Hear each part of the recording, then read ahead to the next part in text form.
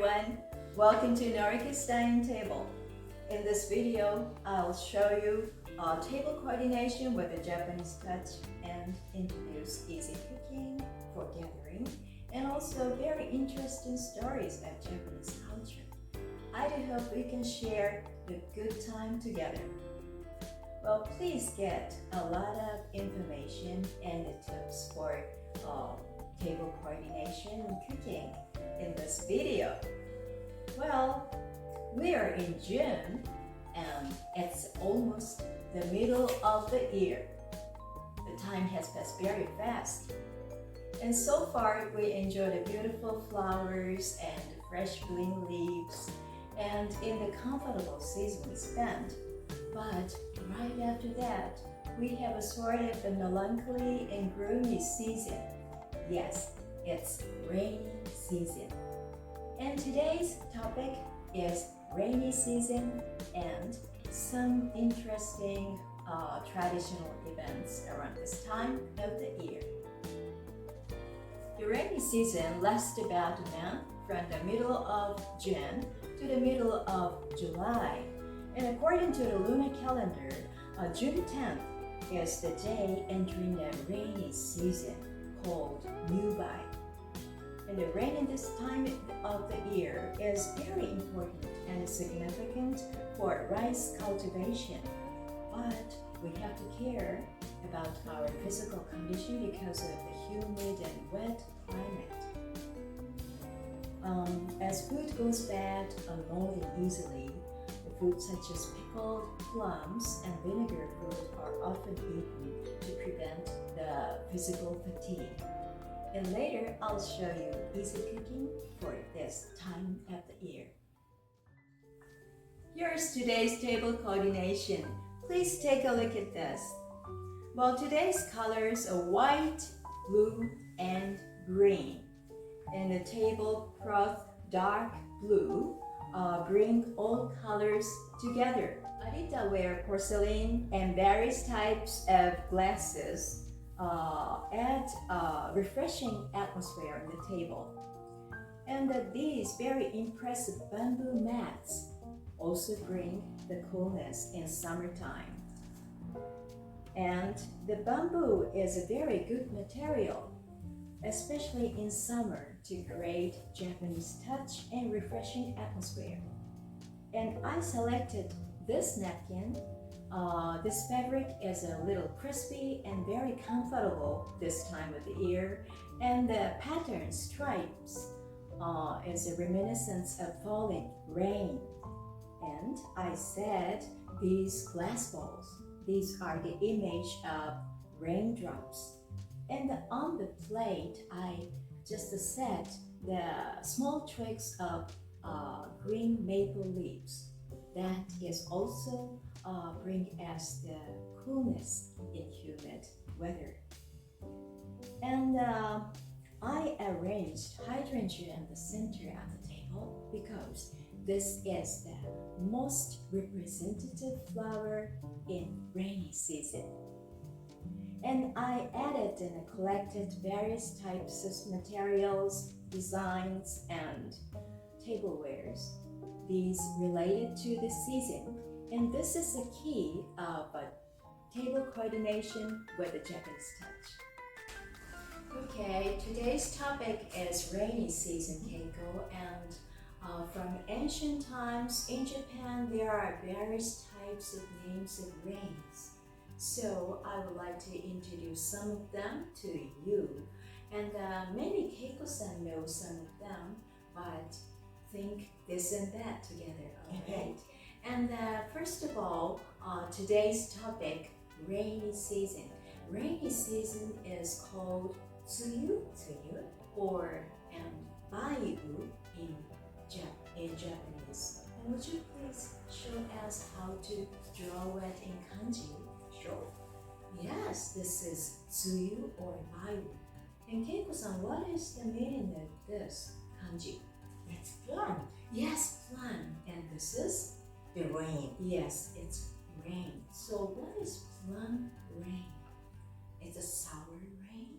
And in July, it's a fruit time. Oh, So this is rain around the time the plum fruit ripen.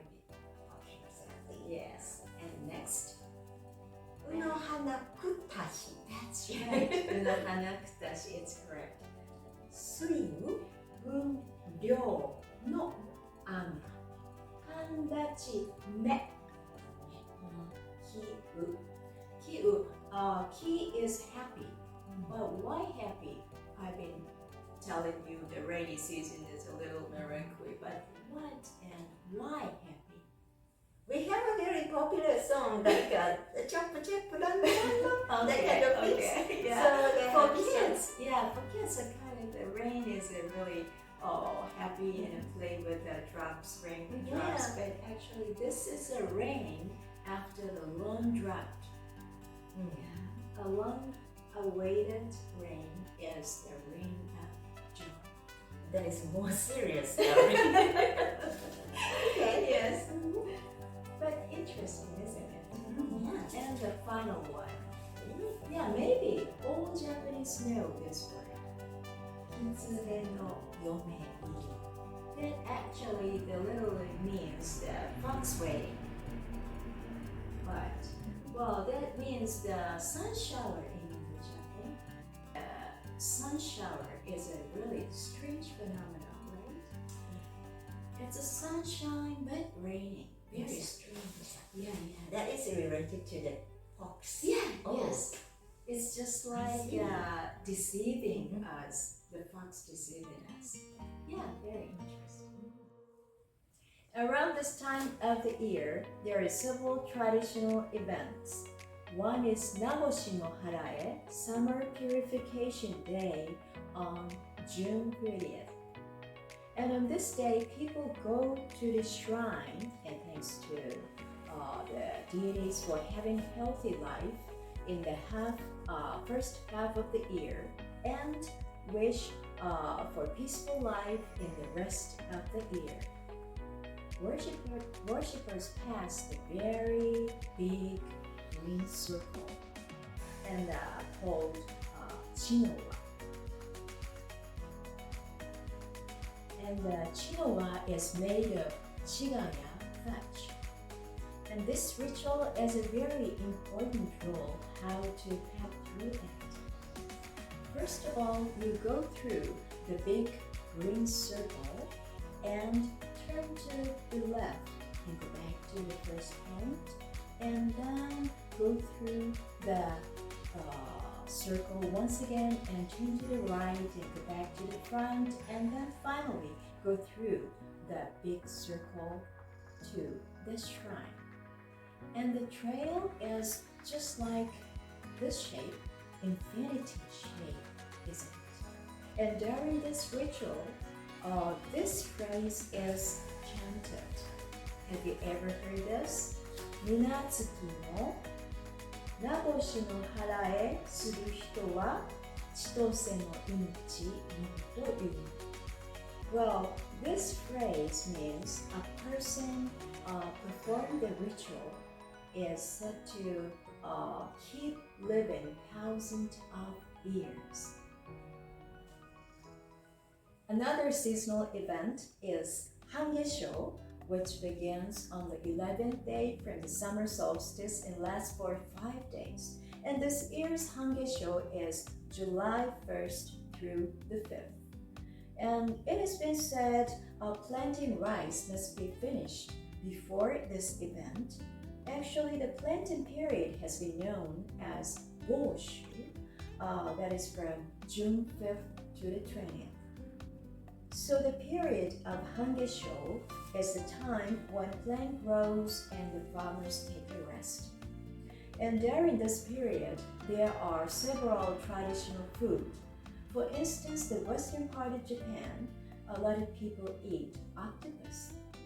Why octopus are eaten in this season is that this is crops. This time, as the crops should be firmly rooted and grow like octopus feet. That is the reason. And in Kagawa Prefecture on Shikoku Island, udon noodles are eaten, and in Fukui Prefecture, the grilled mackerels are eaten. So each region has a specific traditional food for Hangesho. So following these habits, I prepare some food using these ingredients in this gathering. So later I'll show it, and please wait for a second to prepare the food. Now I set the food on the table. Please take a look at these. I selected traditional seasonal ingredients, and first of all, we have to say kanpai with this glass of plum wine. This is very nice scent and also very comfortable during the humid season. This is an appetizer, the kind of soybean curd with boiled red beans.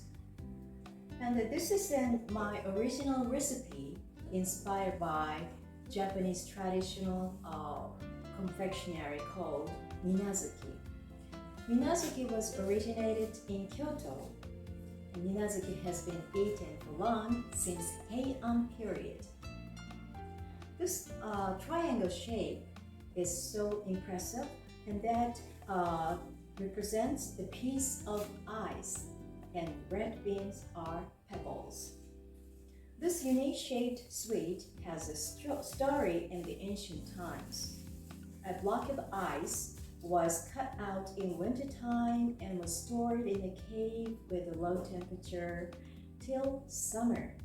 And in June, this block was brought to the imperial court for aristocrats. And there only people who could eat ice in summer. So ice has been a very precious food that common people never eat. The confectionery minazuki was born under this story.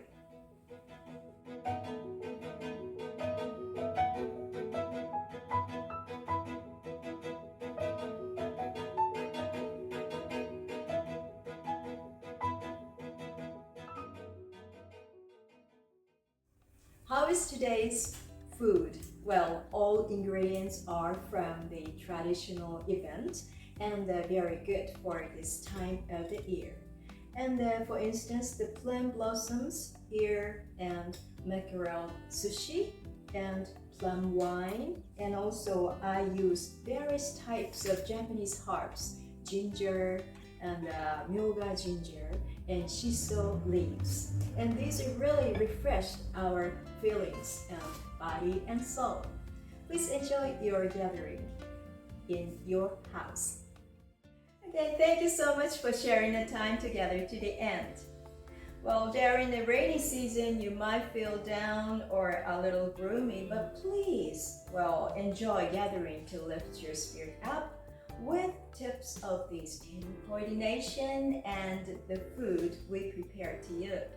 Yeah, we hope you enjoy this kind of seasonal food during the rainy season. That's right. And we believe the dining space is all the time the place to bring a lot of happiness to you. Yeah, we do hope to see you again on this program, Noriko's Dining Table. And see you soon. Bye-bye. Bye-bye.